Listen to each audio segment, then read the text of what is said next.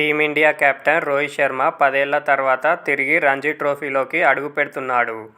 జమ్మూ కాశ్మీర్ జనవరి 23న జరిగే మ్యాచ్లో అతడు ఆడనున్నాడు. అతడితో పాటు భారత స్టార్లు యశస్వీ జైస్వాల్, శ్రేయస్ అయ్యర్, శివం దుబే, శార్దూల్ ఠాకూర్ కూడా రంజీలో దుమ్మురేపనున్నారు.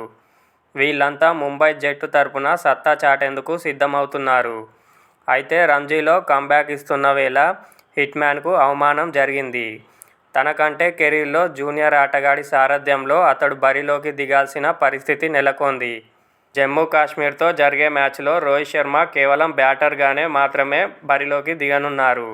17 మంది సభ్యుల ఈ టీమ్కు సొగసరి బ్యాటర్ అజింక్య రహానె సారథ్యం వహించనున్నాడు. హిట్మ్యాన్ కేవలం బ్యాటర్గానే ఆడనుండటం, రహానె కెప్టెన్సీ చేయనుండటం చర్చనీయాంశంగా మారింది.